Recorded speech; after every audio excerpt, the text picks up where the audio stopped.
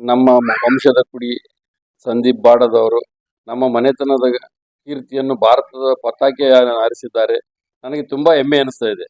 ಹೇಳಲು ಶಬ್ದಗಳಲ್ಲೇ ವರ್ಣಿಸಲು ಸಾಧ್ಯವಿಲ್ಲ. ಈಗ ನಮ್ಮ ಮನೆತನದಲ್ಲಿ ನಾವು ವ್ಯಾಪಾರಸ್ಥ ಮನೆತನದವರು. ಅಂಥದ್ರಲ್ಲಿ ಅವನು ಚೆನ್ನಾಗಿ ಓದಿ ಇಡೀ ಭಾರತ ದೇಶದಲ್ಲಿ 82ನೇ ರ್ಯಾಂಕ್ ತಗೊಂಡು, ಕರ್ನಾಟಕದಲ್ಲಿ 2ನೇ ರ್ಯಾಂಕ್ ತಗೊಂಡು ನಮ್ಮ ಮನೆತನದ ಘನತೆ ಕೀರ್ತಿಯನ್ನು ಗಗನಕ್ಕೆ ಎತ್ತರಕ್ಕೆ ಹಾರಿಸಿದ್ದಾನೆ. ನಮಗೆ ತುಂಬ ಸಂತೋಷವಾಗುತ್ತಿದೆ.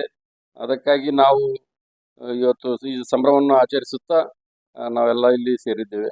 ಈಗ ಅವರು ಓದಂತ ಸಂದರ್ಭಗಳಲ್ಲಿ ಹೇಗಿತ್ತು? ಅವ್ರಿಗೆ ಏನು ಬಡತನ ಇತ್ತಾ? ಹೇಗೆ?